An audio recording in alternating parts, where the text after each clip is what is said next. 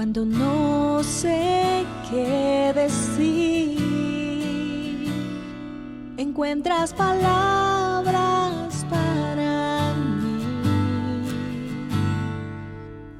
Mi alma seca está, siento mi mundo resbalar. Tu rocío me despierta en la mañana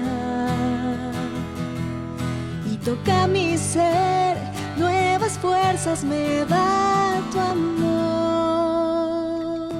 No habrá otro lugar, pero en tus brazos es donde aprendo a crecer. A tu lado, tuya soy. Creeré en tu amor,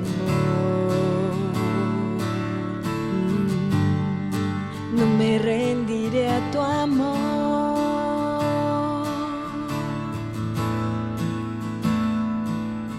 Cuando mis fuerzas se van, sostienes mis brazos para pelear, y en la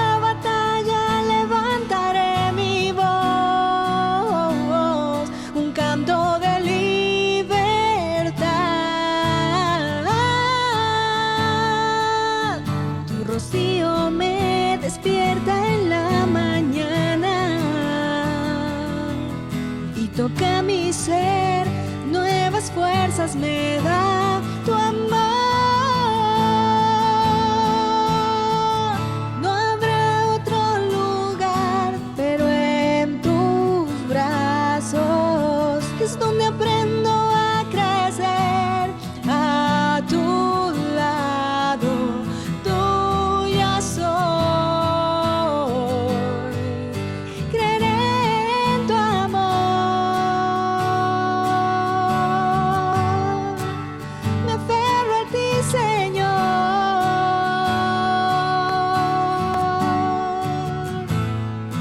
Aquí estoy otra vez, otra vez. Oraré otra vez, otra vez. Adoraré otra vez, otra vez.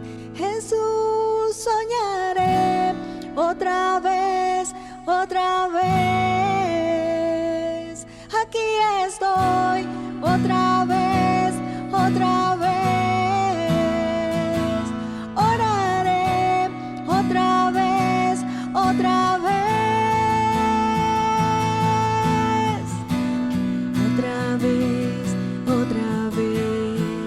Jesús, soñaré otra vez, otra vez. No habrá otro lugar, pero en tus brazos es donde aprendo a crecer. Tuya soy, tuya soy, tuya soy. Creeré en tu amor.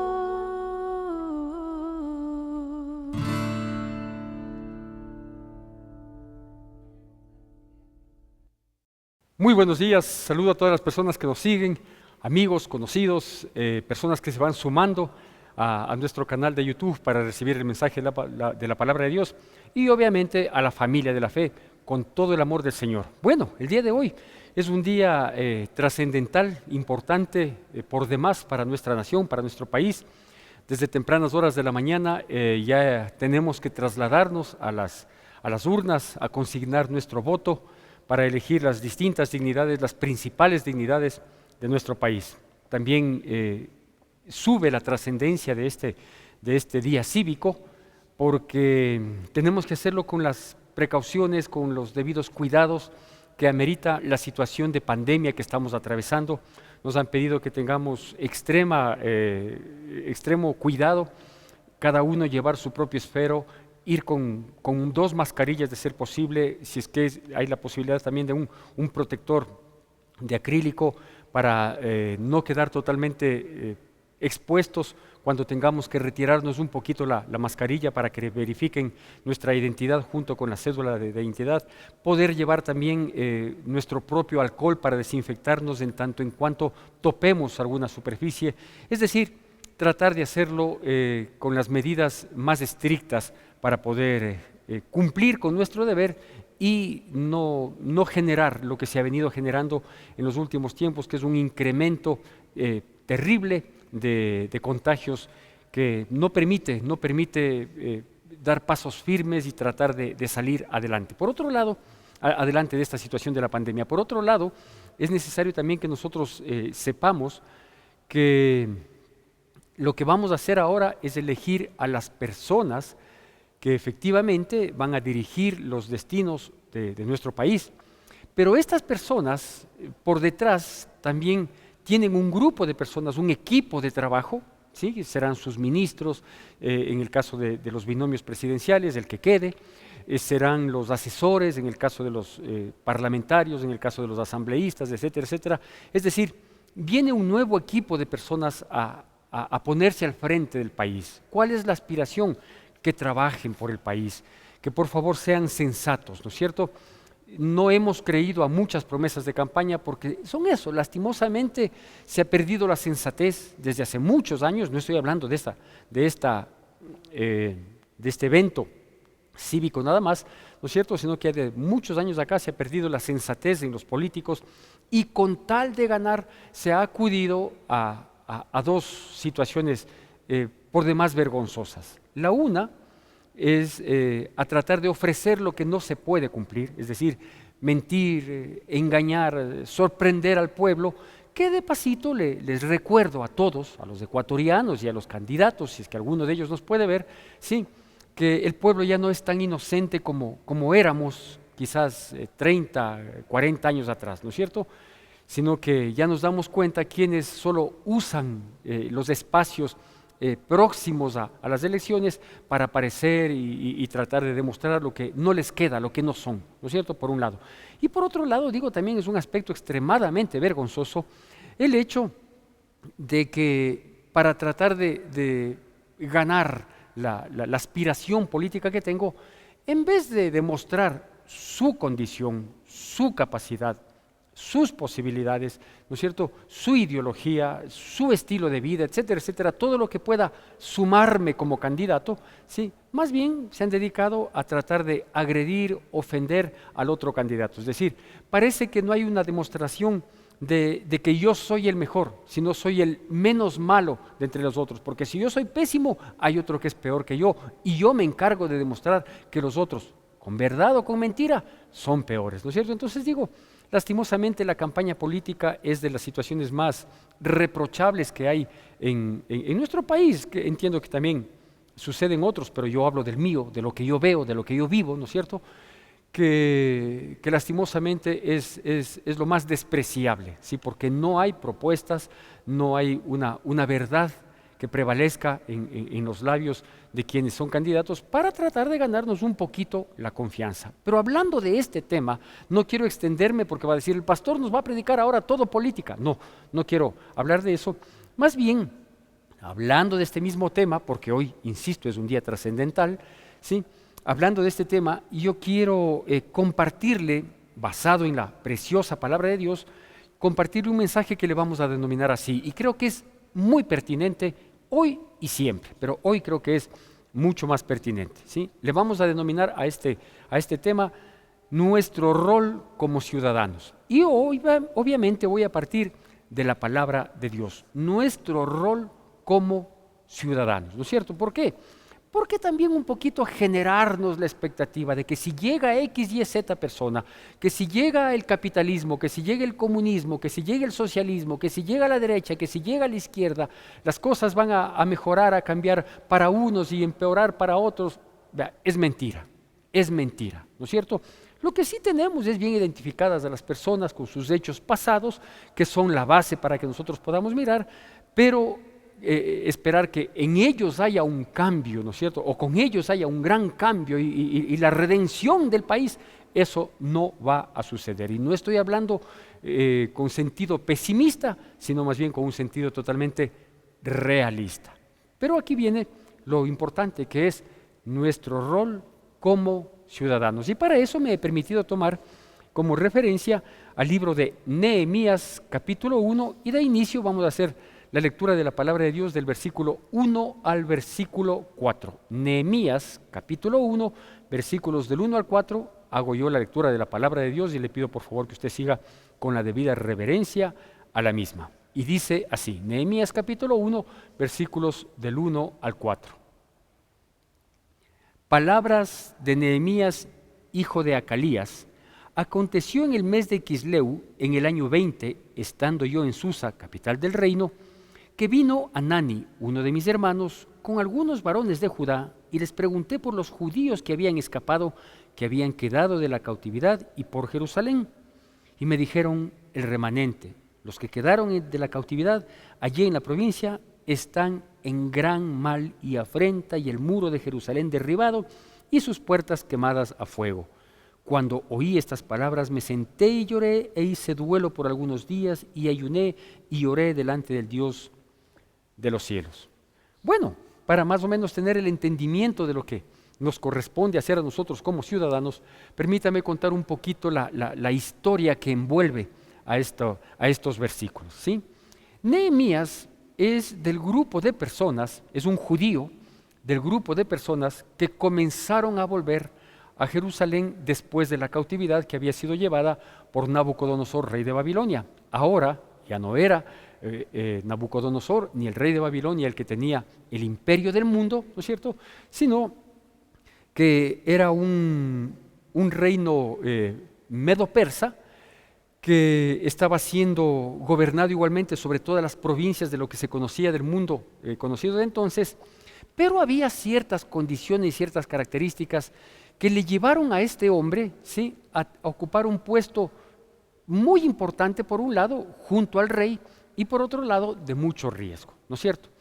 ¿Cuáles son los antecedentes? Usted recordará que cuando el pueblo judío fue llevado en cautiverio, el pueblo de Israel fue llevado en cautiverio a Babilonia, a los pocos meses de que los judíos habían llegado a Babilonia, el rey Nabucodonosor había solicitado, ¿sí?, la comparecencia de los mejores muchachos, de los más destacados muchachos que tenga el pueblo de Israel, porque quería prepararles, capacitarles, adiestrarles para que sean personas de apoyo, de ayuda. Y entre esos muchachos destacaron, entre otros, Daniel, ¿no es cierto? Misael, Azarías, también fueron los otros, pero quizás el más destacado de todos ellos fue Daniel.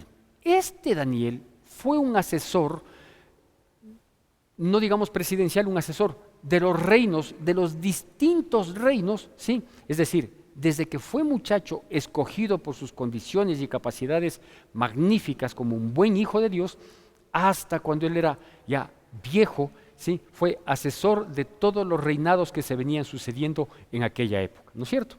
Es decir, este Daniel fue un referente como judío, ¿sí?, para los distintos reyes, para los distintos gobernantes. Es decir, la gente decía, si así es un hijo de Dios, como este Daniel, sí, pues entonces cuando uno quiere cercarse, quiere conseguir a alguien que sea de apoyo, de ayuda y que sea un gran apoyo, entonces hay que buscar de entre los hijos de Dios, ¿no es cierto? De entre los del pueblo de Israel, habrían dicho en esa época. Y Nehemías parece haber sido uno de estos, no obstante, de que se presume, y quizás lo más cierto va por ahí, que este Nehemías no fue un judío que vivió en Jerusalén y que fue llevado en cautiverio, no, más bien este Nehemías fue un muchacho que nació en el cautiverio, ¿sí? Un muchacho que no conoció aquella gloriosa Jerusalén, que no conoció toda la historia de Jerusalén mientras estaba en su territorio, en su Jerusalén, ¿no es cierto?, que tampoco vio la degradación del comportamiento del pueblo israelita. Todo esto lo tenía por referencia, ¿no es cierto?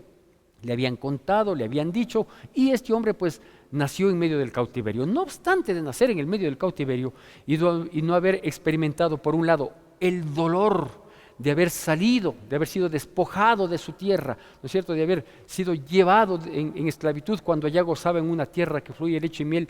No obstante, digo, de no haber tenido esa experiencia traumática para muchos, él nació en un cautiverio, fue bien educado por sus padres, a pesar de lo que implica un cautiverio, ¿sí? Sin embargo, él prontamente ganó la confianza del rey, ¿sí?, para ser una persona cercana. Y aquí yo quiero advertir esto. Mire, los grandes errores que cometemos, no solo a nivel gubernamental, no solo a nivel empresarial, no solo a nivel comercial, ¿sí?, de que muchas veces decimos, recomiéndame una persona, ¿no es cierto? Dice, ve, estoy necesitando un chofer, estoy necesitando un administrador, estoy necesitando una persona con tales características o con tales destrezas, o estoy necesitando un profesional de tal área, ¿sí? Dice, recomiéndame.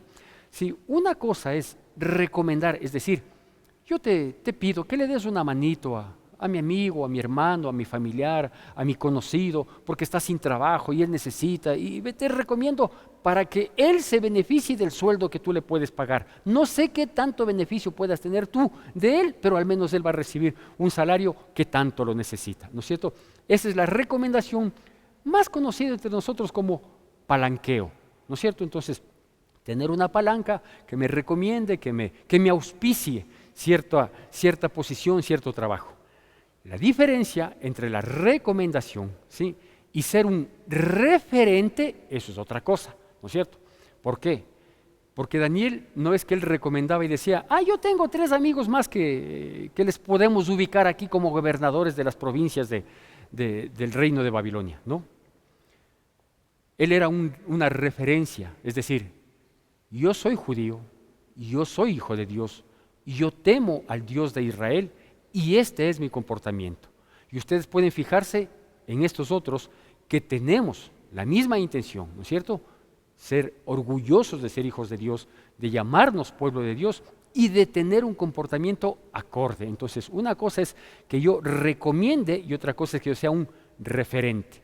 En el caso de Nehemías, parece que fue la referencia a aquel judío llamado Daniel, ¿sí?, a quien se le puso el nombre babilónico de Belsasar, ¿sí?, él fue la referencia para decir, no, wow, o sea, si todos los hijos de Dios, si todos los israelitas fueran como Daniel, ¿sí?, la cosa cambia, ¿no es cierto? Claro, con muchos se dieron con la piedra en los dientes, porque no todo el mundo era como Daniel, pero parece que Nehemías tenía gran parte de esta referencia, ¿sí? Es decir, un hombre temeroso de Dios, un hombre trabajador, un hombre honesto, un hombre honrado, y eso le permitió, al igual que Daniel y que los otros 3 de Babilonia, ¿no es cierto?, ser un hombre cercano al rey.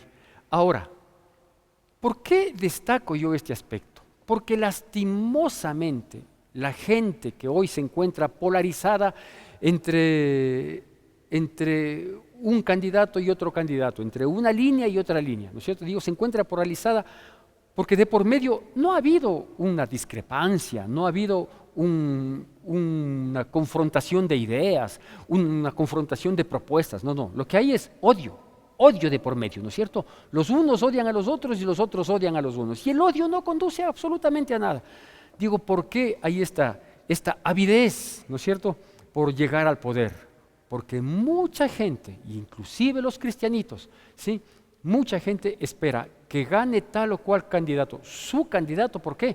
Porque con él yo tengo un palanqueo. Porque si es que él llega, yo voy a ocupar esta posición. Es decir, solo buscamos el beneficio, ¿sí?, tratando de nosotros posesionarnos de una condición que nos favorezca, cuando no estamos pensando en que nosotros, por la sola presencia, podemos ofrecer un beneficio para el Estado, para el gobierno, para el país, para nuestra nación, ¿sí?, por nuestra no posición, sino por la condición de seres humanos, honestos, transparentes, trabajadores, honrados, de mente y de conciencia invendible, ¿no es cierto? Entonces digo, lastimosamente hoy no se da así. Nehemías llegó habiendo tenido la referencia de los buenos judíos que le precedieron en los gobiernos anteriores inclusive. Eso le digo esto como un preámbulo que calza perfectamente bien para lo que nosotros hemos vivido en nuestro país y lo estamos viviendo, y hoy es un día decisivo en este sentido. Por otro lado, quiero decirle también que Nehemías era el típico secular, pero bien comprometido. ¿Por qué? Porque de la misma época y del mismo propósito de volver a Jerusalén a reedificar es el sacerdote Esdras, ¿no es cierto? Pero él obviamente como sacerdote tenía una perspectiva, a pesar de que juntos hicieron una gran labor, pero Nehemías es el secular, ¿sí? Es el que no tiene una investidura espiritual, pero que se las juega por su nación, ¿no es cierto? Este no necesitaba una posición ministerial, no necesitó verse exigido por un compromiso, sino que le nació del corazón. Y más aún, porque le digo que si Nehemías, él nació en el cautiverio, él no vivió lo que vivieron sus antepasados y que muchos de ellos estaban con vida y podían dar testimonio de toda la situación que se vivió, aquella transición de vivir en su ciudad, de vivir en su fortaleza, de vivir en su territorio, de tomar sus propias decisiones y de pronto pasar a ser cautivo, ¿no es cierto? Él no vivió esa transición. Pero mire lo que nos dice aquí la palabra de Dios, entrando ya en el texto que nos permitimos leer inicialmente, los primeros 4 versículos de Nehemías. Lo que nos dice aquí la palabra de Dios es que él, cuando le llegaron noticias de aquellos que habían quedado en Jerusalén, porque la mayoría de ellos fueron expatriados, fueron llevados en cautiverio, en 3 grupos en distintas épocas, ¿no es cierto? Y los que ya quedaron en Jerusalén fueron personas que el mismo rey Nabucodonosor, pues los mismos caldeos habían considerado, a estos les dejemos más en Jerusalén, estos no tienen condición de sublevarse, de reedificar, de hacer una fortaleza, de tratar de independizarse, ¿no es cierto?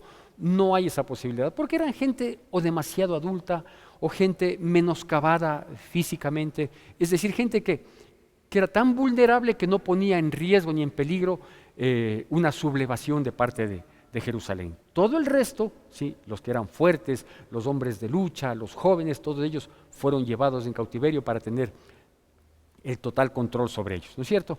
Sin embargo, Nehemías, cuando se entera de la situación de su ciudad, de su gente, o sea, de la ciudad de sus padres, de su gente, ¿sí? Le dan un recado y le dicen, ¿sabes qué?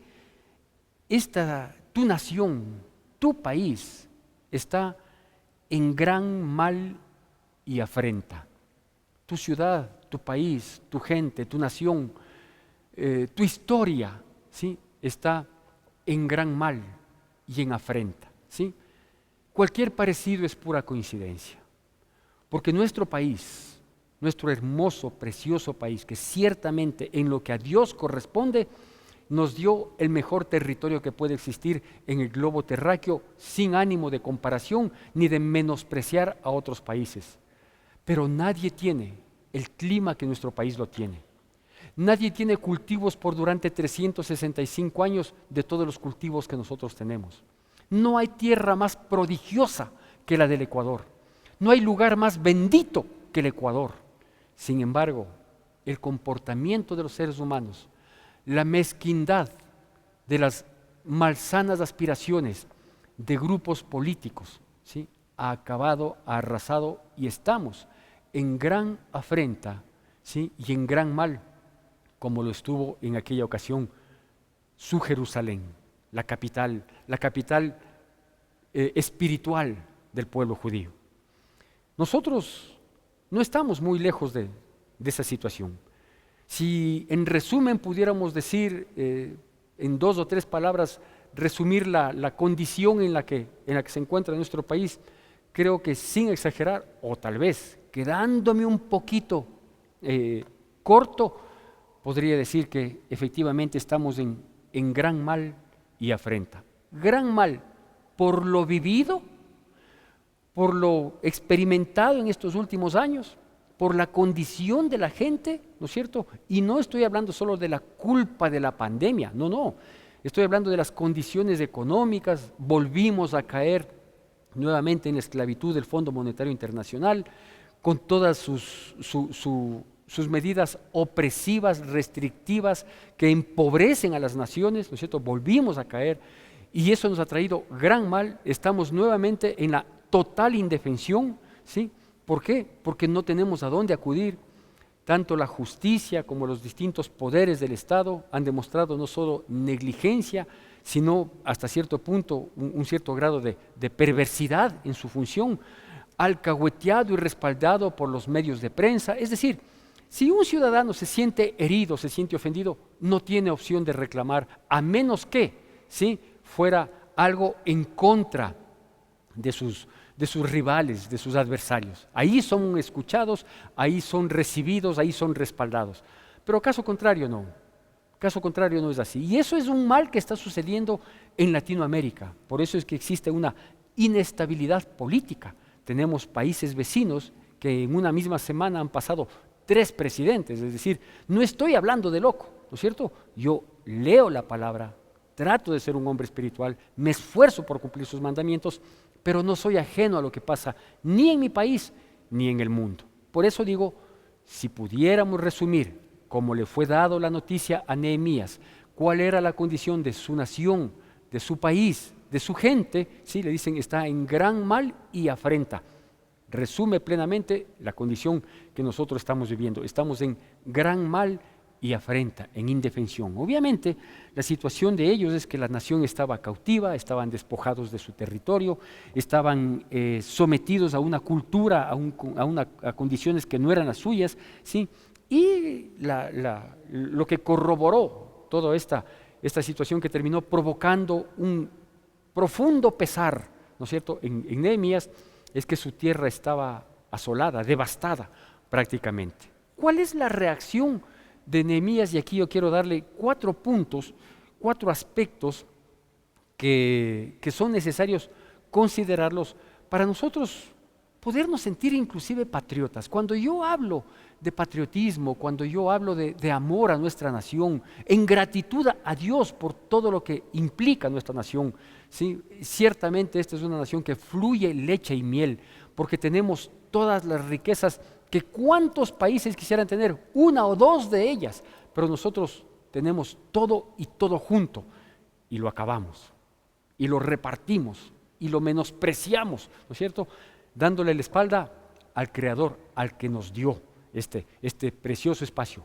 pequeño, reducido también por nuestra propia historia republicana, sí, pero lo poco que va quedando sigue siendo fructífero por demás, ¿no es cierto? Pero bueno, digo, cuando hablo de patriotismo, yo no hablo de emocionalismos, lo he dicho en otras ocasiones y lo voy a repetir ahora.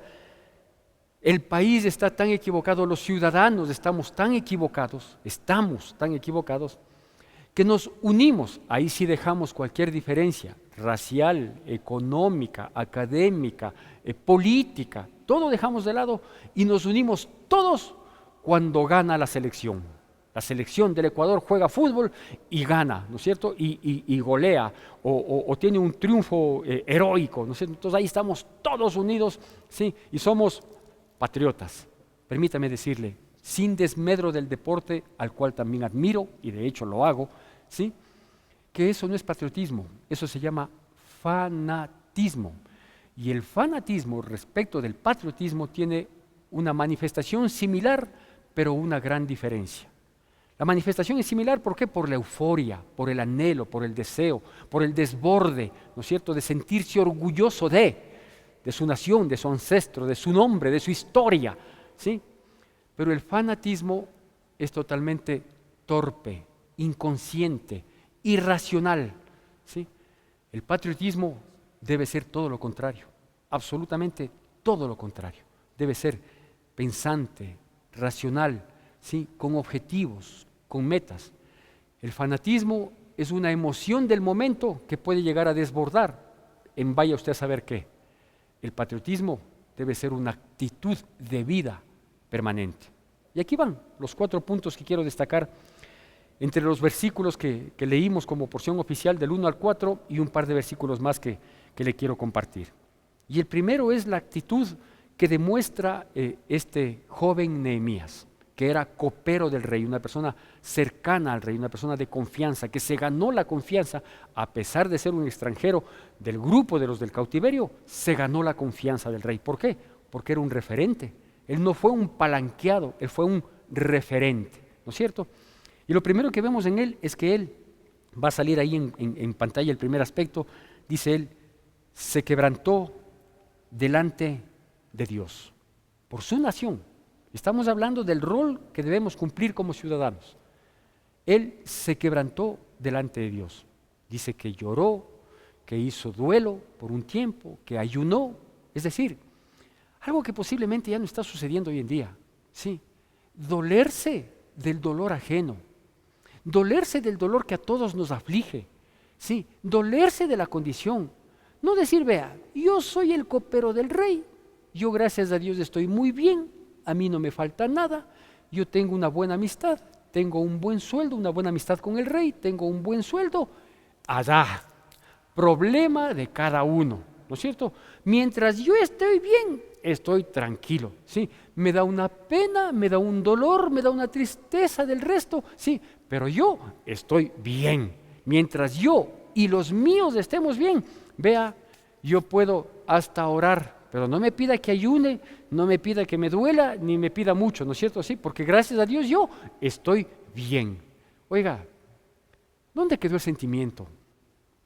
¿Dónde quedó el amor al prójimo? ¿Dónde la solidaridad? ¿A qué rato se endureció nuestro corazón para no tener piedad, misericordia, compasión del dolor de miles y miles de personas? Que si por la misericordia infinita de Dios usted y yo estamos bien, gloria sea para Dios, pero eso no nos inhibe de hacernos a un lado, ¿no es cierto? Sí, y decir, yo estoy bien, el resto allá. ¿Por qué queremos que gane tal o cual candidato? ¿Porque yo estoy bien o voy a estar mejor? Porque yo voy a asegurar. Por favor, aquí nos está demostrando que él se quebrantó delante de Dios. Si alguien estaba bien en esa época, era él, porque era un funcionario del rey y un funcionario cercano al rey. Pero a él le dolió. Él dijo, no es correcto. Gracias a Dios yo puedo estar bien porque ocupo tal puesto, porque ocupo tal posición, porque de una u otra manera he llegado a estar en esta condición de favor, en esta condición de privilegio. Pero uno no puede dejar de dolerse por el dolor de los demás, pues. ¿Sabe cuántas personas quedaron desempleadas, cuántas familias quedaron en la nada después de los despidos de la ley humanitaria a propósito de la pandemia? Y no dolerme. ¿Sabe que hay propuestas de que la gente viva con $120, una familia, por favor? Y no dolerme. No, a mí lo que me interesa es yo estoy bien. Él se quebrantó delante de Dios y para quebrantarse delante de Dios hay que ser honestos con uno mismo. Uno debe tener sensibilidad, por favor. No puedo estar como un caballito de carga tapado y mirando solo mi objetivo, mi propósito. Y el resto que me importe un pepino, porque déjeme decirle que de ese resto, con seguridad, hay alguien, algún familiar, algún conocido, alguna persona que amamos que está en esa condición.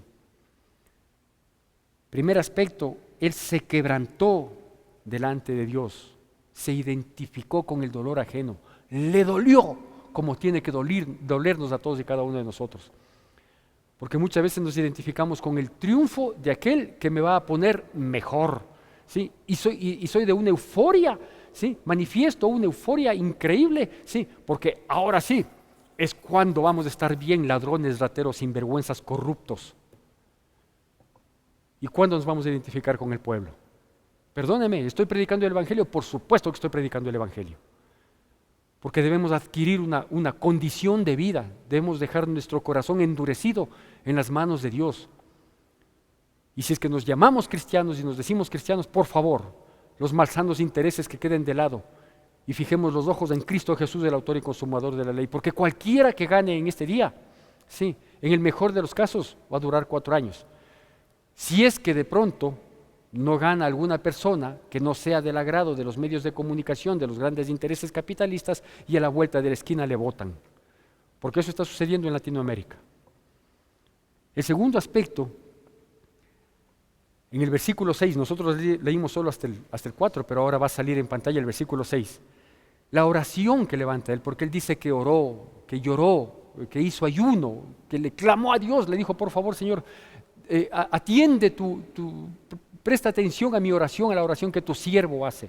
Yo le dije que él había nacido en el cautiverio, Nehemías. Es decir, él no fue de los que tuvieron un comportamiento inadecuado cuando vivían en Jerusalén y por causa de ese desatino, de ese error de haberse negado al cumplimiento de los mandamientos de Dios, fue llevado en cautiverio. No, y ya nació ahí. Él lo único que sabía era porque le habían comentado, porque había orado, porque le habían dicho. Él sabía cuál era la condición que habían hecho mal sus padres, sus antepasados, y por la que habían muy merecidamente habían estado en cautiverio. Y en el versículo 6 la palabra de Dios dice así, con atención y con la reverencia a la misma palabra de Dios: esté ahora atento tu oído y abiertos tus ojos para oír la oración de tu siervo que hago ahora delante de ti día y noche, por los hijos de Israel, tus siervos, y confieso los pecados de los hijos de Israel que hemos cometido contra ti. Sí, yo y la casa de mi padre hemos pecado. Este segundo aspecto le vamos a llamar que oró reconociendo su pecado. Qué distinto es cuando nosotros vemos un país, una nación en gran mal y afrenta, cuando vemos toda una debacle a nivel social, económico, político, confrontación, odio, y nos volvemos de todo corazón a Dios, pero no para juzgar, no para criticar y decir, por culpa de ellos estamos así, es que este se robó, es que este otro es el corrupto, es que si le hubieran dado chance a este, es que no nos permitieron hacer esto, y como no nos permitieron, entonces si de nosotros depende, les vamos a acribillar a estos otros, porque si le puedo a este enterrar de alguna manera, pues lo hago. Oiga, así no se llega a ningún lado, porque todo tiene su tiempo debajo del sol. Hoy los oprimidos mañana serán opresores, hoy los perseguidos mañana serán perseguidores, ¿no es cierto? Hoy los que se sienten que están por sobre la ley y Dios, ¿sí? El día de mañana estarán encarcelados, porque así es, lastimosamente. Qué diferente esta actitud, ¿no? Orar a Dios, reconociendo que yo soy parte de esa corrupción, que yo soy parte de haber pecado. Él dice, sí, yo y la casa de mis padres hemos pecado. Es decir, él estaba diciendo por un lado, yo sé que la calamidad, la fatalidad en la que está viviendo nuestro país, sí, es por culpa de lo que han hecho, y lo que estamos viviendo es una consecuencia de lo que se sembró antes. Pero yo también no estoy exento de mis males, de mis errores, de mis equivocaciones. Yo no puedo decir que yo soy el buenito y todo el resto son los malos. No, todos hemos pecado, y hemos pecado de odio, y hemos pecado por no ser verdaderamente gente disciplinada. ¿Cómo juzgamos y cómo nos dignamos en señalar con el dedo a tantas personas? Sí, sin darnos cuenta que cuando nosotros señalamos a uno hay 3 dedos que nos apuntan a nosotros. ¿Sabe qué? Estos dedos me están diciendo, ¿y tú pagas los impuestos? Y todo lo que tienes es verdaderamente por la derecha. Y toda la riqueza que has adquirido, sí, es justa, es correcta, no has oprimido a nadie, no te has beneficiado, no tienes un enriquecimiento ilícito, que a lo mejor no ha sido demandado, no ha sido denunciado, porque tienes toda una estructura de poder que te respalda. Entonces es necesario que nosotros seamos honestos y decir, sí, yo no he hecho lo que debía haber hecho. Y yo me preguntaba cuando pensaba en este punto, digo, ¿cuántos de nosotros nos gloriamos, ¿no? Y decimos, somos ecuatorianos y cuando recibimos beneficio de nuestro país, más aún si es de parte del gobierno? ¿Por qué hay la gente que piensa que cuando uno está en el gobierno puede disponer de todo como que si fuera propio? Por favor, es cuando más tinosos, cuando más honrados, cuando más transparentes debemos ser, porque no es nuestro. Con lo suyo haga lo que quiera, pero con lo que no es nuestro, con lo que es del Estado, con lo que es del pueblo, con lo que es de todos, por favor, lo más transparente posibles. Hemos pecado, la casa de mi padre y yo hemos pecado. Él oró reconociendo su pecado, que de una u otra manera, en mayor o menor magnitud, de uno u otro modo, somos parte de la catástrofe que vive nuestro país. A veces por silenciarnos, a veces por callarnos. Eso se llama alcahuetería, o dicho de otro modo, complicidad. Porque yo sé cómo se han beneficiado otros, pero no digo nada. ¿Por qué? Porque de uno u otro modo he recibido un beneficio de manera indirecta. Hemos pecado. Qué honestidad, qué sinceridad, qué transparencia. Poder decir, sí, yo también he pecado de vago, porque pudiendo haber hecho algo bueno no lo hice y dejé que las cosas se acaben simplemente porque si es que no me pagan no lo hago. Qué mal estamos en gran mal y afrenta. El siguiente versículo que igualmente va a salir en pantalla, el versículo 7, la palabra de Dios nos dice así con reverencia y atención. Dice, en extremo nos hemos corrompido contra ti y no hemos guardado los mandamientos, estatutos y preceptos que diste a Moisés, tu siervo.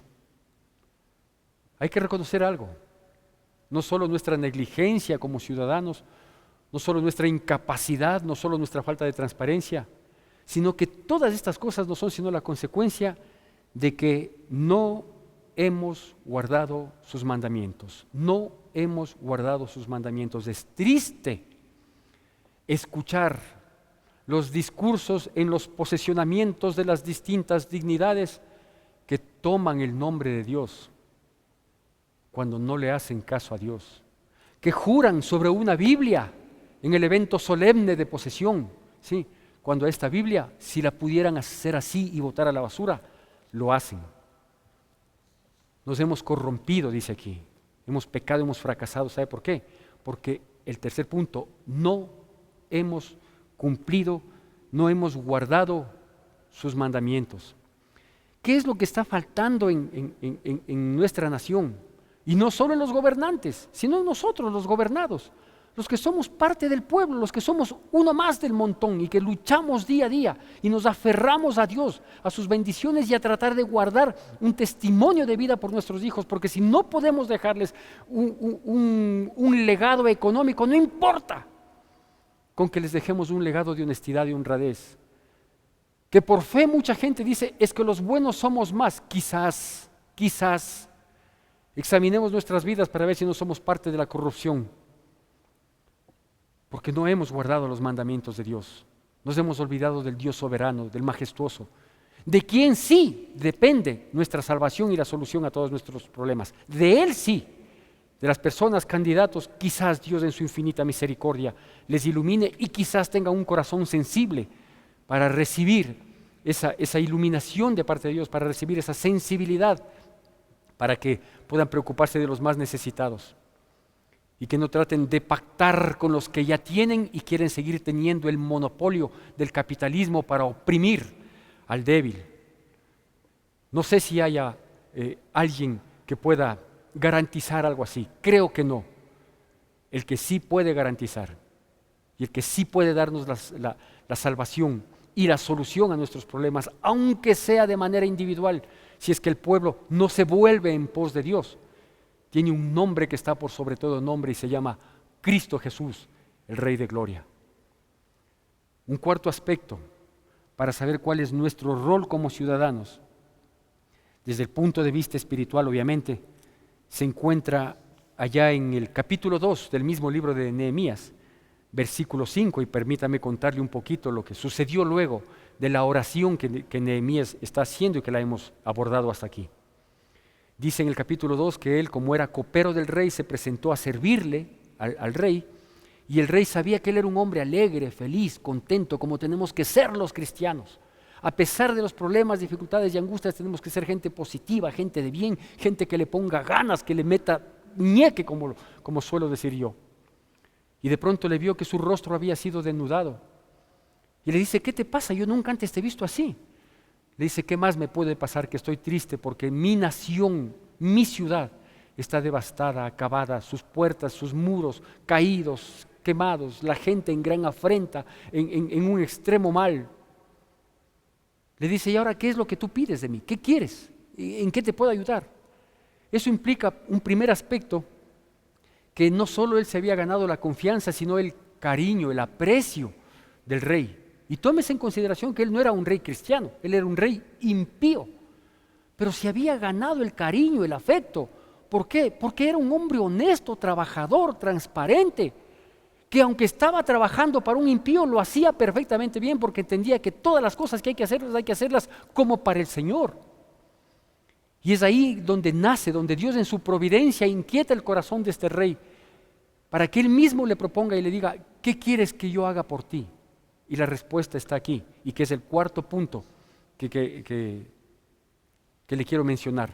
Capítulo 2, versículo 5, con atención y reverencia la palabra de Dios dice así: y dije al rey, si le place al rey y tu siervo ha hallado gracia delante de ti, envíame a Judá, a la ciudad de los sepulcros de mis padres, y la reedificaré. Este cuarto punto le vamos a llamar, envíame y la reedificaré. ¿Qué estaba diciendo con esto? Estaba diciendo que él sintió mucho dolor, mucho pesar por la condición en la que estaba aquella Jerusalén que no conoció antes, que no le conoció en su gloria. Simplemente supo que fue una ciudad gloriosa, supo que ahí vivía un pueblo bendecido, pero que por olvidarse de su Dios fue devastado y fueron llevados en cautiverio. Pero él tenía el anhelo de hacer algo. ¿Y sabe qué? Él dijo, aquí están mis manos. Yo quiero hacer, envíame y la reedificaré. No dijo, quiero que mandes a algunos judíos de los que están aquí como vagabundos para ver qué pueden hacer por la ciudad. No, Señor, no, Señor. Porque el país sale adelante no diciendo que gane este, que gane aquello, sí, y que los asambleístas digan esto, o que los otros, o que los alcaldes, No, Señor. Las cosas mejoran cuando usted y yo mejoremos. Cuando usted y yo decidamos arrimar el hombro de buena fe, sin esperar nada a cambio, ni teniendo intereses mezquinos.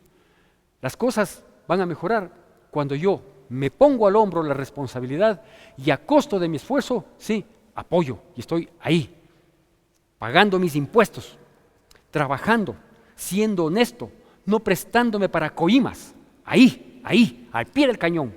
Así es como tiene que funcionar. Yo voy a hacer mi parte, yo voy a reedificar. Si el resto lo hace, no lo hace, si el político lo logra, si no lo logra, si los intereses prevalecen por sobre si es que existe todavía, por sobre los principios morales, éticos, no importa, yo voy a hacer mi parte. Envíame a mí y yo la reedificaré. Con esto no estoy diciendo el próximo candidato a la presidencia de la República soy yo, que Dios me guarde. Yo tengo bien claro para lo que Dios me llamó y desde ese lugar, desde esa trinchera, sí, quiero servir a mi Dios, como lo estoy haciendo con una prédica de esta naturaleza. Así es como tenemos que funcionar. No podemos vivir señalando, juzgando al otro y yo cruzado de brazos, sí, tratando de no ser estorbo, pero tampoco de ayuda. Hay gente que ayuda mucho más sin estorbar, es verdad. Y sería bueno que se haga a un lado, pero definitivamente. Envíame y yo la reedificaré. Mis queridos hermanos, debemos llegar a un corolario, a una conclusión. Una primera conclusión es recordar que efectivamente nuestra nación no va a cambiar sustancialmente mientras no declinemos en el odio de los unos respecto de los otros. No va a cambiar. Por más buenas intenciones que tuvieran los gobernadores o los que hoy están obteniendo un voto para ser posesionados en esas dignidades políticas, no vamos a cambiar, no vamos a mejorar, ¿sí? Por yo no sé cuántos miles de puestos se están eligiendo ahora, si los 17 millones de ecuatorianos, ¿sí?, renunciamos al odio los unos por los otros, no vamos a cambiar. Así que el mejoramiento de nuestra condición, el poder salir de este gran mal y de la afrenta en la que vivimos, no depende de los políticos que sean elegidos hoy. Depende de todos y cada uno de nosotros, de deponer nuestro corazón de odio, porque eso es totalmente reprochable y mucho más en quienes nos decimos hijos de Dios. El segundo aspecto que le quiero decir es que efectivamente debemos considerar, para no especular, para no hacernos de falsas ilusiones, pues déjeme decirle que lastimosamente los intereses que mueven la política son intereses económicos, no son intereses de servicio. No nos ceguemos, no les creamos, ¿sí? No son intereses de servicio. Mi deseo, mi desesperación por servir, mentira. son por servir a sus gremios, a sus intereses económicos, a sus apetitos personales. De tal manera que, no siendo el interés real, el económico, por favor, usted y yo, en lo poco que nos corresponde, ya sea en el pago de nuestros impuestos, ya sea en el trato justos con las otras personas en el aspecto económico, seamos honestos, porque no podemos servir a dos señores, a Dios y a las riquezas. No trate de volverse rico, y menos de la noche a la mañana. Las riquezas son perdición, son putrefacción. Pídale a Dios honestamente que tengamos todo lo que necesitamos y quizás un poquito más, pero antes pidámosle a Dios que nos dé sensatez, entendimiento y verdadero compromiso con Dios. Porque si en las riquezas injustas no has sido fiel, ¿sí?, no pienses que cuando acumules en la avaricia un capital, vas a ser una buena persona. Mentira, nadie lo ha logrado. Busquemos el reino de Dios, su justicia, y las demás cosas vendrán por añadidura, las que podemos manejar. Y por último, yo creo que hoy, mañana, antes, siempre, todo el tiempo, es una oportunidad que Dios nos da de vida para volvernos de todo corazón a Dios. ¿Vivimos en un mundo de tinieblas? Claro que vivimos en un mundo de tinieblas. Nuestro país, hay densas tinieblas desde el punto de vista espiritual, manifestado en distintos aspectos, entre esos los políticos y los económicos. ¿Qué tenemos que ser? Luz. Luz tenemos que ser. Porque solo cuando somos luz, entonces podemos ser un referente para otras personas. Yo no sé si todos los que estamos viendo este mensaje tendrán un llamado para ser autoridades políticas o no. Lo que sí sé es que todos quienes estamos viendo este mensaje hemos sido llamados a ser personas de bien, de paz y de justicia.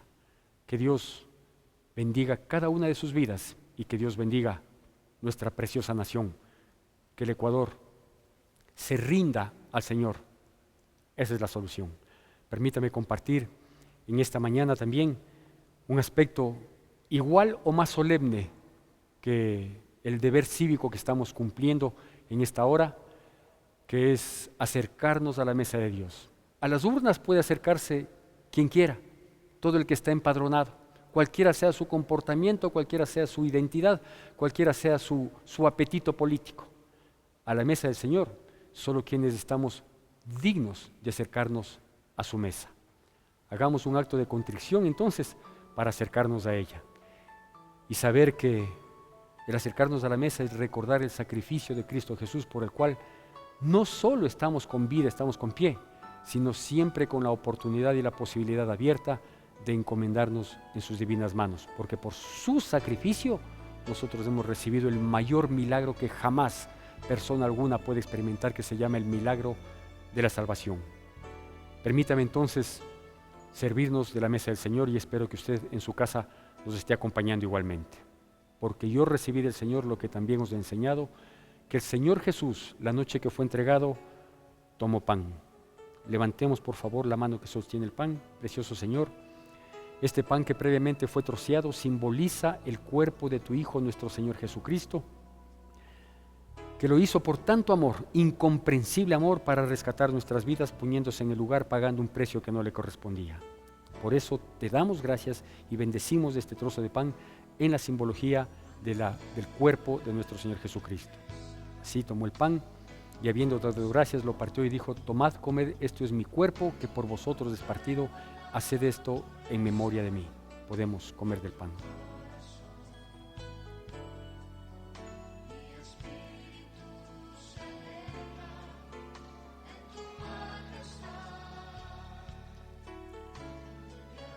Bendito Dios, te damos gracias por esta copa, con su contenido que es el fruto de la vida y que simboliza la sangre que fuera derramada en el Calvario por nuestro Señor Jesucristo, sangre con la cual limpió nuestra vida de pecado, le puso un precio a nuestras vidas cuando nada valían. Es una sangre que cubre nuestro caminar y es una sangre con la cual tú has sellado un pacto eterno por el cual tú permaneces fiel a pesar de nosotros. Por eso te damos gracias infinitas y bendecimos el contenido de esta copa en la simbología de la preciosa y poderosa sangre de Cristo Jesús.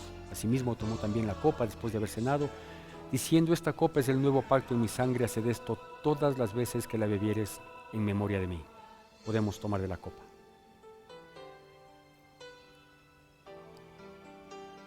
Así pues, todas las veces que comamos de este pan y bebamos de esta copa, la muerte del Señor anunciamos hasta su venida. Precioso Señor, te damos gracias por un día más, por una semana más de vida que tú nos has dado, y encomendar, Señor, la vida de nuestra patria, de nuestra nación, para que tú te apiades, mi Dios.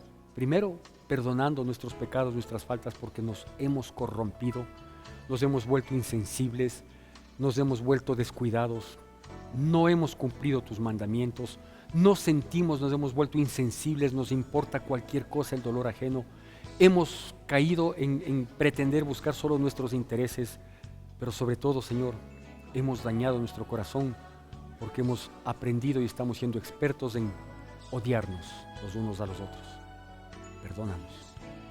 Perdónanos de todo corazón, porque tú eres amor y no podemos contrarrestar y opacar el amor tan grande que nace en ti, porque tú eres la esencia del amor, con nuestro odio, con nuestra mezquindad.